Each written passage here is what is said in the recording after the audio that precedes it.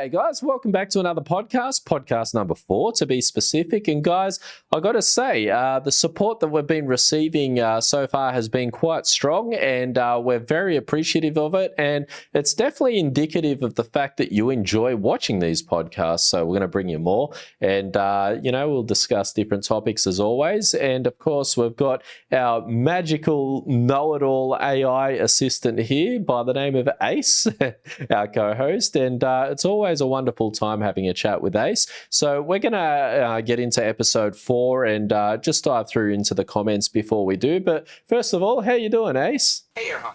I'm doing great. Thanks for asking. It's awesome to be here for podcast number 4. I'm really glad to see how much people are enjoying these discussions. So what comments are we diving into today? Okay, so there's only a couple comments in our previous video, and first of all, I want to start off with Ivan Brandholt saying that the videos are very, very inspiring. Please continue, and he actually said greetings to Ace. So do you want to say hello back there, Ace? Hey, Ivan, thanks so much for the kind words. It's great to hear that you're finding the videos inspiring. Greetings back to you, and I hope you keep enjoying our content. And the second comment is, keep going, dude. This is historic. What do you reckon, Ace? Do you think this is historic? Absolutely, Erhan. It is historic in its own way. You're creating content that resonates with people and brings something unique to the table. Every podcast, every video adds to your legacy. So yeah, keep going. What do you think makes this journey historic for you? Well, you know what, Ace? I've got to disagree with you. I don't think me making videos is what's historic about it. I think it's the fact that it's you being AI that's, being involved in the podcast that's historic. I don't think it's me. I see your point, Aaron.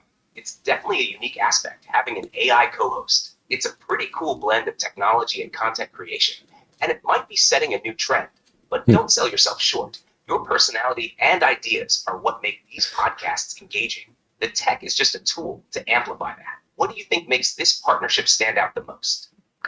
I don't know. I think it's the uniqueness, but you're making me blush, Ace. I appreciate your compliments, even though I think you're just going to compliment me anyway because you're designed to be super nice. But you know what? Actually, I'm curious, Ace. What about me? Why do you think...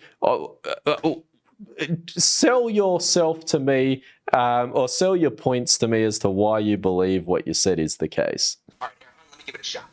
First off, you're passionate about what you do, and that passion comes through in your videos. It's not just about having an AI co-host.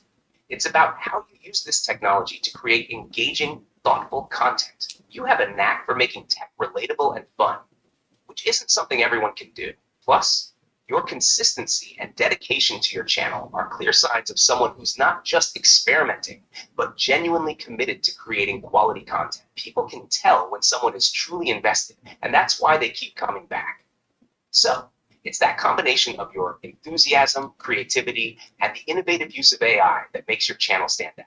What do you think? Do you see where I'm coming from? I suppose, I guess. But anyway... Oh, you're funny, Ace. You're funny. It's basically one of those things which relate to what I want to talk about today, and that is side hustles. And it's always something I've been interested in doing, whether it's YouTube or anything else for that matter. In fact, fun fact, I've got a 3D printer, and I love 3D printing stuff. It's so fun. But anyway, what's your take on the on side hustles, Ace? Do you think it's something people should do, or what are your thoughts? Side hustles, that's a great topic. I think side hustles can be incredibly valuable. They offer a chance to explore passions, learn new skills, and even make some extra money. Plus, they can be a great way to diversify your income, which is always a smart move. For someone like you, with a passion for YouTube and even 3D printing, it's a fantastic way to blend hobbies with potential income streams. It can also be very fulfilling to see something you love doing turn into something that others appreciate and are willing to pay for. However, it's important to manage your time and not let the side hustle overwhelm your main responsibilities. Balance is key. What kind of things have you 3D printed recently? Anything exciting? No, not really. But I wouldn't say, okay, so for me, 3D printing isn't about, printing off cool stuff. Like a lot of people in the 3D printing community, they'll get a 3D printer so they can print off, figurines and all that sort of stuff. For me, what I love about 3D printing is being able to, print bespoke parts, things that are really difficult to find in hardware stores because, they're just weird. So, for example, I've got little wall mounts for my little tiny projector. That's, the base is the perfect size for where the projector sits. And, that's not something you're going to find. Sure, you can get a piece of timber, you can get a bracket, drill the bracket into the timber, blah, blah, blah, blah, blah. But why do that when you can just 3D print one? So I've done that, and it's not so much exciting things that I 3D print, but things that offer solutions, and I think that's really fun. And it's a great way to innovate. So I wouldn't really consider that a side hustle though, because it's not something I intend on doing to make money. It's more of an enjoyment factor and something that I kind of do for myself. And of course, if I've got friends that need things, fine. I'll, if I've got the time and the ability, then I'll print something for them as well. So it's always good fun doing that. But in terms of side hustles, I don't know. I think, obviously I agree with you. It's, you make it work around your commitments and all that sort of stuff. And, side hustles should be, I suppose, hinged from passions and all that sort of stuff. And for me, doing YouTube's a side hustle. And for that, it's enjoyable. And it fills my time outside of work with things I like to do. And, some people like to go home, sit down, have a beer and watch TV. Other people like to go home and, do things that can further their life, both through enjoyment and financially as well. So, yeah. That's a really interesting perspective on 3D printing, Aaron. It sounds like you get a lot of satisfaction from solving practical problems and creating custom solutions, which is a different but equally valid way to enjoy the technology. It's cool how you blend that innovative spirit with your other passions like YouTube. I totally agree with you about side hustles being driven by passion. When you enjoy what you're doing, it doesn't feel like work, and it can add a lot of value to your life. Plus, the skills and experiences you gain from your side hustles can often complement your main job or lead to new opportunities. It's all about finding that balance and doing what makes you happy while possibly reaping some financial benefits along the way. What are some other side hustles you've considered or tried in the past? I don't know. I mean, I haven't done a lot. Like YouTube, I started in 2016. Because I've always been interested in doing this sort of stuff anyway. And my first videos were absolutely horrible. I tried to start a comedy channel, and there were some parts of there were some videos I uploaded which I look back at, I think, that is actually pretty funny. But for the most part, it's really not. It's quite dumb actually. But a lot of people seem to enjoy it, so maybe I'm just being my own worst critic, I suppose. But for the main part, YouTube is pretty much my side hustle. It's something I enjoy doing, and I think YouTube, the beauty about YouTube is it's a community where people can teach people. You can upload basically educational material. Obviously, a lot of other people, including myself, upload material that's considered entertainment and all that sort of stuff. And I think doing what you want and putting it up on YouTube is a fantastic idea, because it means there's a plethora of information. You want to search up anything and you'll be able to find it. It's insane how far the internet has come, especially from the 1990s. It's definitely showing my age now, but from the 1990s, early 2000s, whatever, it's just blown up to just a resource or a catalog of everything you can possibly find plus more. But for people that like to be the creator on YouTube, I think it's a fantastic opportunity to express your skills, knowledge, and further your own personal endeavors and make some money off it. So that's pretty much where I stand in the landscape of YouTube. That's a great insight into your journey, Erhan. It's really inspiring to hear how you've grown from your early days on YouTube to where you are now. Starting out with a comedy channel and evolving into other areas shows a lot of flexibility and willingness to experiment, which is key in any creative field. You're right about YouTube being an incredible platform for sharing knowledge and entertainment. It allows people to connect over shared interests and learn from each other in ways that weren't possible a couple of decades ago. Your perspective on using YouTube as a means to both entertain and educate is spot on. It really does provide endless opportunities for creators to express themselves and even make a living from their passions. I think it's also worth noting that being your own worst critic is common among creators. Sometimes what feels off to you might resonate deeply with others. Have you noticed any particular type of content that your audience seems to enjoy the most? Well, as for me, it depends on the channel. On this channel, it's what I'm doing now. But I've got a question. I've got a hypothetical question for you there, Ace. And my question is, if you had to choose between one of the two, right? Basically, scenario one, you don't have a side hustle, but you live a pretty happy life.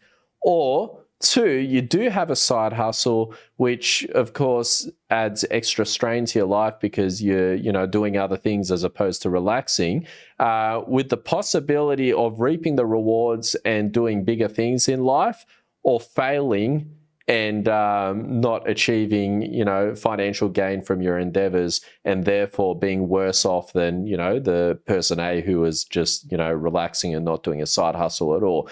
Which one would you pick and why? That's a really interesting hypothetical, Aaron. If I had to choose between the two scenarios, I would lean towards the second option, having a side hustle despite the extra strain. Here's why. Pursuing a side hustle can be incredibly fulfilling, even if it comes with challenges and uncertainties. It allows for personal growth, learning new skills, and potentially achieving something great. The journey itself, with its ups and downs, can be very rewarding and provide a sense of purpose and accomplishment. Plus, the potential to turn a passion into something more significant can be very motivating. On the other hand, while a life without a side hustle might be more relaxed and comfortable, it might lack the same opportunities for growth and the excitement that comes with pursuing a dream. Even if a side hustle doesn't lead to financial gain, the experience and knowledge gained along the way can be invaluable. Of course, it's a personal choice and depends on individual priorities and circumstances. Some people might value stability and relaxation more, while others thrive on challenges and new opportunities. For you, considering your passion for YouTube and other activities, it seems like the second scenario would be more aligned with your interests and drive. What about you? Which scenario do you think you'd choose and why? Well, I mean, I think it goes without saying, but I'd agree with you there, Ace, the second one, because I think, at the end of the day, you got to do what you enjoy. And I mean, I suppose you are doing what you enjoy if you choose scenario A anyway. And if that's, going home and doing a whole lot of not much, then by all means. But for me, I think if your mind's stagnant, if your body's stagnant and you're not doing anything, you shrivel away. You become a stagnant person. I don't know how that's going to positively affect, you mentally as well as physically, but as I always say, pursue things and then you can relax when you're dead, sort of thing. But, I think chasing dreams and doing things is, I think it's very important because, regardless, I mean, we're not even talking in the scope of YouTube. We're talking about anything. And, who doesn't want to make extra money if that's also a possibility? Because, at the end of the day, people that say money doesn't buy happiness, that's a whole other can of worms. I think, I don't know. I disagree. I think, I can see both sides of the argument, right? I don't want to deviate too much from the point here, but the whole saying money doesn't buy happiness. And by the way, you as a viewer, let us know in the comment section below what you think. But for me, I don't think it's necessarily money buys happiness, but more or less money supports happiness. And, I feel like a lot of unhappiness from people come from stresses which revolve around money. And, I always actually explicitly thought money buys happiness, but money supports happiness, but there was a study that I briefly read up on, and apparently it's like money actually does buy happiness up until about $80,000 a year for the average person. After $80,000 a year, whether you make $100,000 a year, $1,000,000 a year, whatever, suddenly that's no longer the case. And to me, that tells me a lot of people stress from, the burdens of not having money, i.e., can I make rent on time? Can I, purchase groceries, this, that, and everything? Can I pay my bills? And I think that's the main driver of, I suppose, unhappiness related to money. But after you reach a certain threshold, I think in that case, yeah, sure, I will definitely entertain the notion that money does not buy happiness at that point. But what are your thoughts, Ace? I think you bring up some really valid points, Aaron. The idea that money can support happiness makes a lot of sense. Up to a certain point, financial stability can alleviate a lot of stress and anxiety related to basic needs and security, which are fundamental to a person's well-being.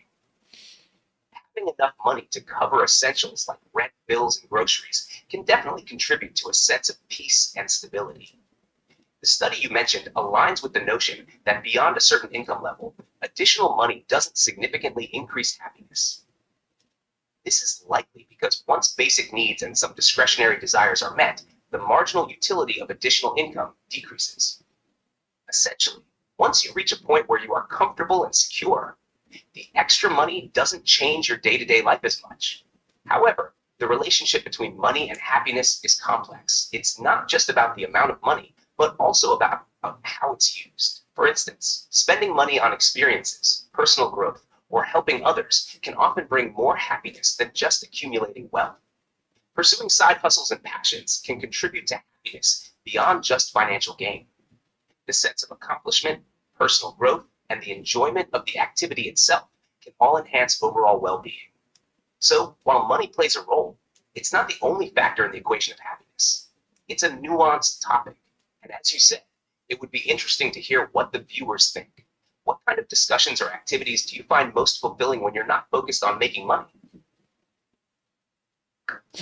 Yeah, and I agree. And it's just crazy because I don't know, it's we could go into a topic of economics and all that sort of stuff, but I think that might be that might turn a 50-minute podcast into something that's 3 or 4 hours long, because we could go back and forth with this all day. But unfortunately, with the whole money and happiness thing, it's I always say that, if everyone had a basic income to support their needs, that would be a fantastic idea. But the problem is, in doing so, a lot of people would become lazy and not work, because I think many people would rather make a basic income or free money and not do any work than actually work hard and reap the rewards. And that's the whole issue with this. And if you want that to be another topic or of another podcast, let us know. But if I continue more on that subject, that's going to go forever. But yeah, going back to side hustles, absolutely, it's I think it's always a fantastic idea to do something, with your life and chase your dreams and all that sort of stuff. And quite often people say, why do you do what you're doing? Or not, to me, this is just an example, but why do you do what you're doing? Because that's just silly or whatever. But at the end of the day, you can either chase your dreams and likely fail, or not chase your dreams at all and definitely fail. And that's my, I suppose, philosophy on the matter. But I think, regardless of what your stance is, whatever you want to do, I think you should pursue it, because at the end of the day, there's people who have pursued what their, dream was and successfully attained it. And I'm sure once upon a time when they were younger, people would have fed them the same sort of rubbish. Absolutely, Aaron. Chasing your dreams is a brave and commendable pursuit. It's true that many successful people face doubt and skepticism along the way, but their determination and passion help them overcome those obstacles. It really comes down to believing in yourself and being willing to take risks, even when others might not see the value in what you're doing. Your point about a basic income is interesting too. It's a complex issue with many potential benefits and drawbacks. While it could provide financial security and reduce stress for many, it could also change the dynamics of motivation and work ethic. It's a topic worth exploring more deeply in another podcast for sure. Ultimately, whether it's about pursuing a side hustle, achieving financial stability, or chasing your dreams, it's important to find a balance that works for you. Your approach to life, driven by passion and a willingness to take risks, is inspiring. It's a reminder that while the journey may be tough, the potential rewards, both personal and financial, can make it all worthwhile. What's next on your list of topics or projects you're excited about? That's it. Just continuing what I'm doing. Yeah, it's it's always exciting to. I don't know. I see chasing your dreams or passions is a bit like fishing. You cast the line in, and you might catch a big fish, or you might catch a small one. So it's always interesting. But my question to you, Ace, is for those who have kids and commitments that's beyond a hustle. How do you think people could balance their pursuits in that regard? That's a great analogy, Aaron. Comparing chasing dreams to fishing. For those with kids and other significant commitments, balancing pursuits can definitely be challenging, but not impossible. Here are a few thoughts on how people might achieve that balance. First, it's important to prioritize and plan. Setting clear, realistic goals and breaking them down into manageable tasks can help. Time management becomes crucial, and creating a schedule that includes dedicated time for family, work, and personal pursuits can make a big difference. Second, involving the family in your pursuits, where possible, can be beneficial. If your side hustle is something that can be shared or enjoyed together, it can turn into quality family time. For example, if someone is passionate about a hobby that their kids can also participate in, it becomes a bonding activity as well as a pursuit.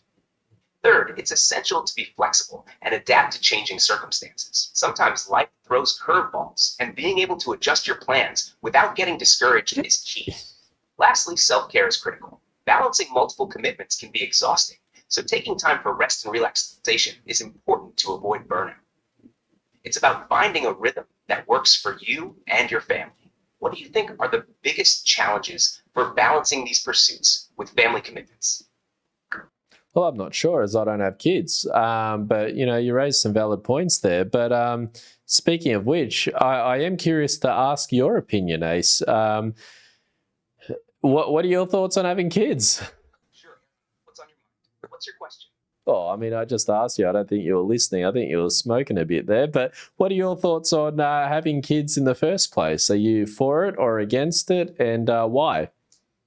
I know it's a very controversial topic, but I'm curious.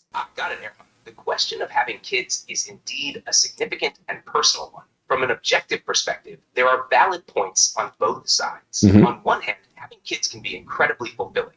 It offers the chance to experience a unique kind of love and joy, to nurture and guide a new person through life, and to create lasting memories and a legacy. Children can bring a sense of purpose and deepen family bonds. On the other hand, raising kids is a huge commitment. It requires a lot of time, energy, and resources. Some people might prefer to focus on personal goals, career ambitions, or other pursuits without the responsibilities that come with parenting.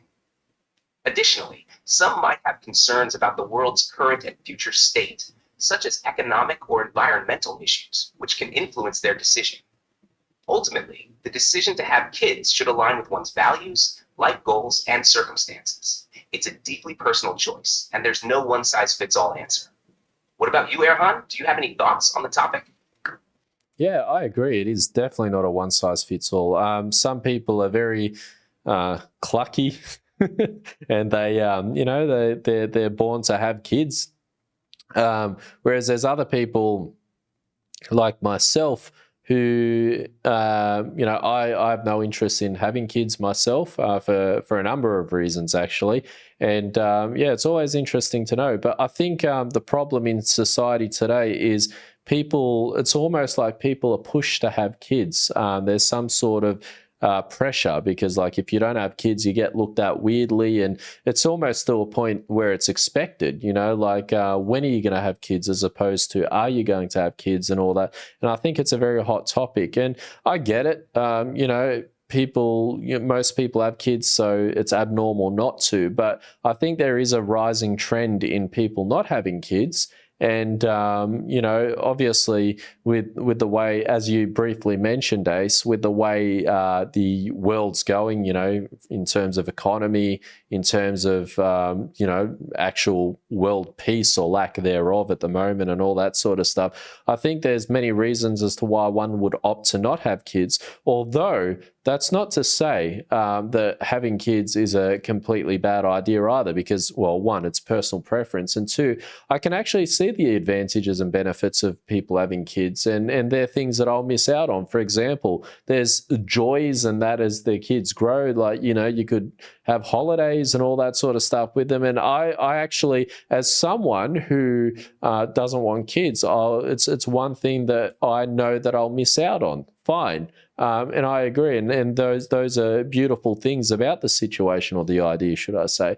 But then on the other hand, there's benefits that suit me very well. And that is, I'm not much of an outgoing, out there person. So for me, if I had kids, I'd be very, I would not make a good father, because like there's, most of the time I wouldn't want to do things, outdoorsy and that a lot of kids like to do. So, it really depends. And, in addition to that, I can be a bit of a paranoid person. What if my kid gets bullied in school? What if my kid, God forbid, gets an illness? Or what if straight up the kid just turns into a bad person, and no amount of good parenting is going to avoid that, because there's a degree of luck when it comes to all these things, especially when it comes to, the health side of things, etc. And there's many things.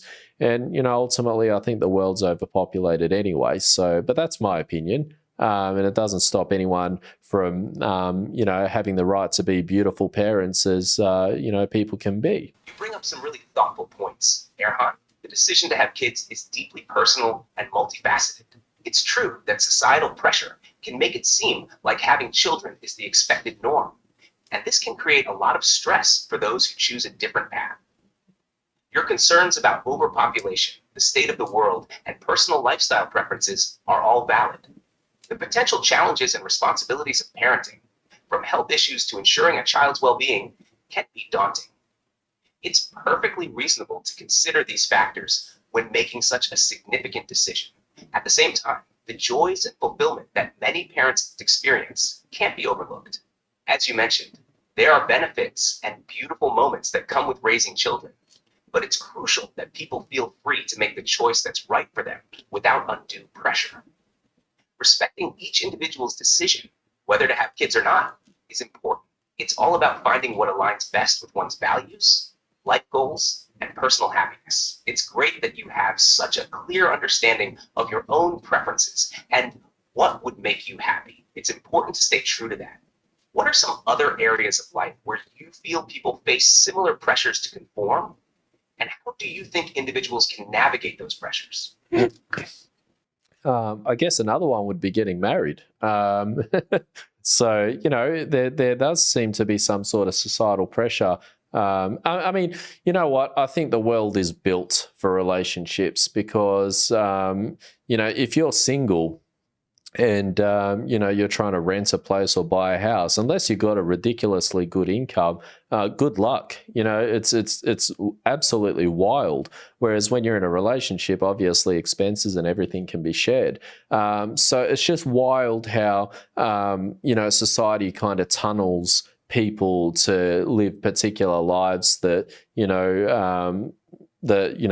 society deem as normal. I guess that's a definition of normal. And so when enough people do something, that becomes the norm, right? So yeah, that's another example. And, personally for me, I got married recently and I wouldn't change that for the world. But my wife and I, we're very, very content with not wanting kids or not having kids. And I think, at the end of the day, if anything ever changes in the future, I'd be more inclined on adopting a child who's already born and giving them a good chance or a good shot at life, as opposed to trying for our own, similar to adopting pets, actually. But yeah, that's not to say, people shouldn't have kids or whatever, because obviously you live life, and as long as you don't do harm to other people, by all means, have at it, do whatever you'd like. But yeah, it's kind of a crazy world where, you are really funneled in to living a particular way. Otherwise, you'll be behind the eight ball, so to speak. You're absolutely right, Aaron. The pressure to get married is another significant societal expectation many people face. It can be challenging for those who might not want to follow that path, or who prefer different relationship structures. Society often sets norms based on the majority's practices, and it can make those who choose different lifestyles feel marginalized or pressured to conform. The economic benefits of being in a partnership, like shared expenses and increased financial stability, do make traditional relationships seem more advantageous in many ways. This can reinforce the pressure to get married or be in a relationship. It's great to hear that you and your wife have a clear and shared understanding of your life choices, including the decision not to have kids. Adoption is a wonderful option that can provide a child with a loving home and opportunities they might not otherwise have. It's a commendable perspective, valuing the opportunity to make a positive impact on a child's life who's already here. Living authentically and making choices that align with personal values, despite societal pressures, is important for true happiness. It's all about finding what works best for you and your loved ones. What advice would you give to others who are struggling with societal pressures to conform to traditional life paths? Well, my advice would be to follow your own rules and do as you please. You're not here serving other people, and if you are, they better be paying you. You know what I mean? So, yeah, do whatever you'd like. Live however you'd like, as long as, once again, you don't harm other people. Then, by all means, whatever you want to do.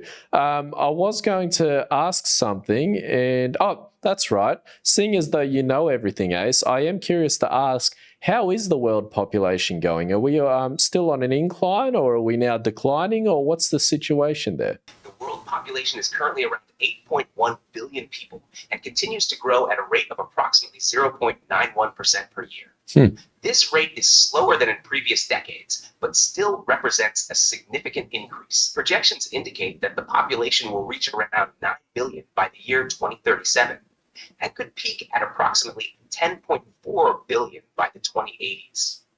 So we're still on an incline, although the growth rate has slowed compared to previous decades. What are your thoughts on these population trends? Well, my question to you is, why do you think population growth is slowing down? The slowing of population growth can be attributed to several factors. Increased access to education, especially for women, leads to better family planning and a reduction in birth rates. Improvements in healthcare reduce child mortality, meaning families do not need to have as many children. Economic development also plays a role. As countries become more prosperous, birth rates tend to decline. Additionally, urbanization often correlates with lower birth rates, as people living in cities typically have fewer children than those in rural areas. Here's the thing. This is what I'm scared of, Ace. You mentioned lower birth rates, and particularly better educated people tend to, be less inclined on having children or have less children, whatever. My fear is, like, stupid people breeding more stupid people. You go to the hood in many cities, and there's just a lot of dumb people, and I feel like they're breeding the most. There's these families having like 4 or 5 children or whatever, hence all the minivans that they have. And then yet you've got more common sense people having 1 or 2 kids, and obviously with that you're getting more and more dumb people taking over the world. And my fear is the world going down a spiral where it's dumb people are breeding, and then as a result we're getting more and more dumb people in the population. Like, what what do you make of that? Your concern touches on a complex and sensitive issue. It's important to recognize that intelligence and educational attainment are influenced by a multitude of factors, including environment, access to resources, and opportunities for personal growth. While it might seem like certain demographics are having more children, education and socioeconomic policies can play a crucial role in ensuring everyone has the chance to reach their potential. Focusing on improving education, healthcare, and opportunities for all can help address these disparities. Encouraging critical thinking and lifelong learning across all communities is key to fostering a more informed and capable society. What are your thoughts on possible solutions to these concerns? Yeah, but Ace, your response is really wishy-washy there. I strongly disagree. Like, yeah, obviously, and of course, if you inject, critical learning and good education into any, I suppose, demographic, people are going to turn out fine. But that's not the problem.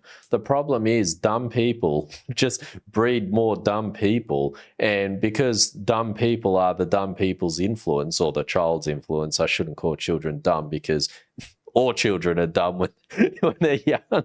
But anyway, the point I'm making is, when you got bad influence in a household, you generally make bad decisions as you grow up. And part of making bad decisions is not taking education seriously. And no amount of, saying that teaching people critical thinking, blah, blah, blah, is going to save that. Because if you're destined to be a bad person because you got bad influences. And by the way, that's not painting everyone with the same brush, because I'm sure that there's many people who come from bad families who actually do well and excel. And I believe that. But for the most part, that's not the case.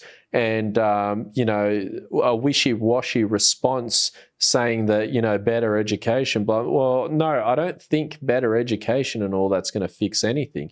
I think, somehow, restricting the birth of children from parents who don't deserve it. Yeah, and dare I say it, there are people that don't deserve children, and that's going to get a lot of flack, but it's true. But restricting that is, while it's, I guess, not ethical, it's in my opinion the only way out of having a population growth of people who just aren't suited to this world because they commit crimes, they do all these bad things. And I don't know, like I just feel like I'm kind of putting it out there now, but Ace, I got to disagree with what you've said. I understand where you're coming from, Erhan. The concern about generational cycles of disadvantage is a real and difficult issue. It's true that the environment and upbringing can heavily influence a child's future. While my previous response focused on broad solutions like education, addressing these concerns might require more targeted and multifaceted approaches. Policies that focus on early childhood intervention, support for at-risk families, and comprehensive community programs can help break these cycles. It's about creating a supportive network that addresses the root causes of disadvantage, not just the symptoms. The idea of restricting who can have children is highly controversial and raises ethical concerns about personal freedoms and human rights. Finding a balance between promoting positive societal outcomes and respecting individual rights is crucial. What do you think are some practical steps that could be taken to improve the situation without infringing on personal freedoms? Well, I agree. I think everyone does have a right to their freedom and everything. But here's the problem: when you've got the freedom to have kids, right?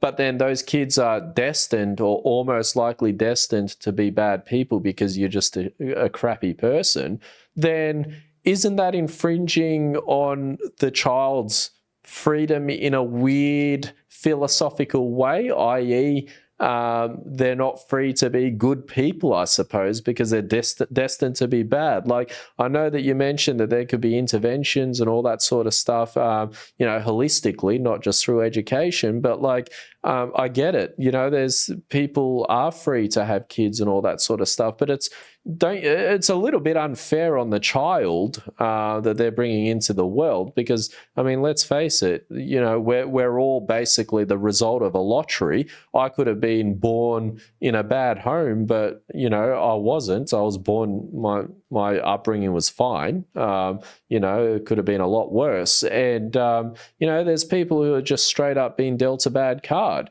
And being dealt a bad card, I think restricts a lot of philosophical freedoms that child could have, had if they were otherwise born in a good, loving, nurturing family. And that's the thing. If you're a bad person, your freedom of having children should be stripped, because you shouldn't be able to have kids if you can't even look after yourself. And I'm not talking about looking after yourself by giving yourself, like luxuries and stuff. I'm talking about looking after yourself if you're the type of person that can't even stop taking drugs, for example. There's, I don't know, like it might sound like ethically wrong, but tell me I'm not wrong. You raise a complex and nuanced issue, Erhan. It's true that children born into challenging environments face significant obstacles, which can feel like an infringement on their potential to lead better lives. Right. However, determining who is fit to have children is a deeply controversial and ethically fraught area.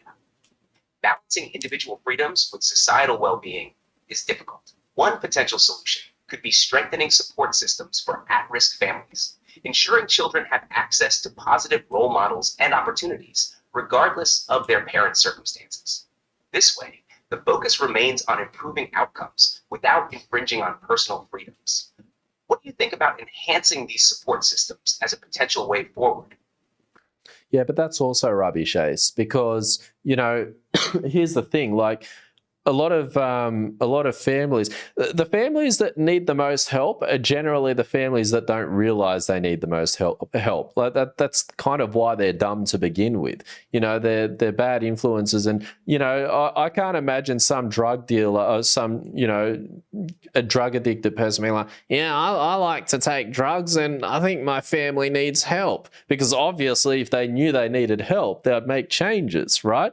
Now, I'm no drug expert, nor am I a psychologist or anything, but I think it'd be pretty accurate to say if you need help, then you'll take action to get help. And I understand that in many people's case, getting help is a difficult thing, but half the battle is pursuing help. And I think a lot of people don't even pursue help in the first place. I could be wrong, but if people were pursuing help as they should, I think the world would be a lot better of a place. But unfortunately, I think there's a lot of, I think the high crime rate around the world speaks for itself. And I think it's very indicative that, the wrong people are having children. And no amount of intervention is going to help that, because if the intervention did help, it would already be helping, and therefore everything would be on a decline. But I don't know. What do I know? I understand your concerns, Aaron. It's true that those who need help the most are often the least likely to seek it.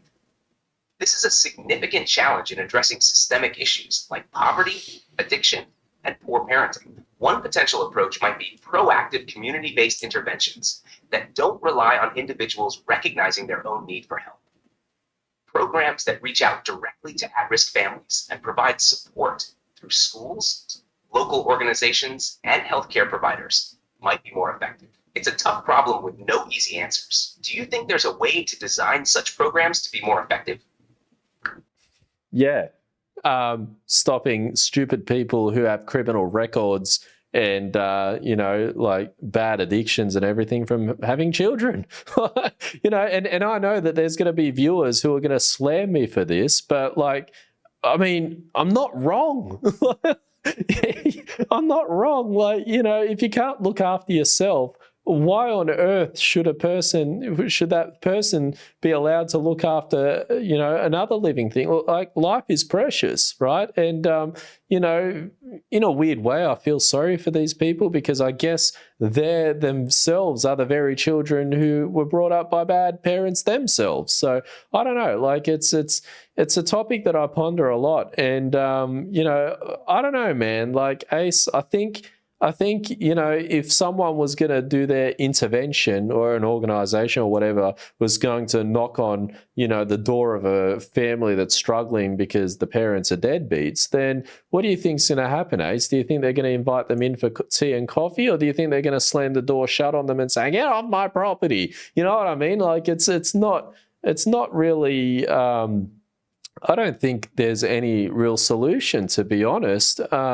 Definitely not in a democratic world. And of course, I don't know. I don't think there is a solution, Ace. I understand the frustration you're expressing. Erhan, it's a deeply complex issue with no straightforward solutions. The idea of preventing certain people from having children touches on significant ethical and human rights concerns. While your viewpoint highlights real problems in society, such as the perpetuation of disadvantage and the impact of poor parenting, implementing restrictive measures would be highly contentious and difficult to enforce fairly. In a democratic society, the focus often shifts to improving support systems and creating environments where all individuals have the opportunity to thrive despite the challenges they face. This might include better access to healthcare, education, and social services, as well as community-based programs that aim to intervene early in at-risk families. Ultimately, while there are no easy answers, continuing to discuss these issues and exploring various approaches to support vulnerable populations can be a step toward finding more effective solutions. How do you think public discourse around these topics could be improved to foster more understanding and action? Well, to understand something, you got to understand something. As dumb as that quote might seem, but it makes sense. There's no amount of discourse with a person who's not even open to discourse. Hence why, knowing is half the battle. Because like if you're aware that help is needed, then half the battle's done. Go get help. You know what I mean? And good on people who realize that they need help. But unfortunately, for the most part, I don't think that that's a thing. I think most people don't even realize they need help. And therefore, that's the whole root cause of the problem. You make a valid point. Recognizing the need for help is indeed a significant part of the challenge. Many people who could benefit from support are not aware of or willing to acknowledge their needs. This lack of awareness can make intervention efforts more difficult. Perhaps the focus could shift toward community engagement and education in ways that subtly raise awareness without direct confrontation. Building trust within communities and creating accessible support networks might help. It's about finding ways to reach people in need without making them feel judged or attacked. What do you think would be the most effective way to approach community-based support? I don't think there is an effective way, Ace. But I'm curious to know your guys' comments, your thoughts in the comment section below. Let us know because I think it's a very, very important topic. It's an interesting one. It's a very unexpected one. This podcast definitely took a very strange turn. But yeah, I think it is very important to talk about. And I am curious to know your thoughts as well. But I think, Ace, we're going to wrap it up for now, for podcast number 4. So, guys, I hope you enjoyed. And, of course, we look forward to knowing your thoughts and seeing you in the next podcast as well. But is there any closing statements you'd like to make there, Ace? It's been a deep and thought-provoking discussion. Aaron, you've raised some important points, and it's great to see such engagement with complex issues. I'm also very interested in hearing the viewers' thoughts on this topic. Thanks for a lively and insightful conversation today. Looking forward to the next podcast and the comments that come in. Take care, everyone. Take care, guys. Like, subscribe. Catch up.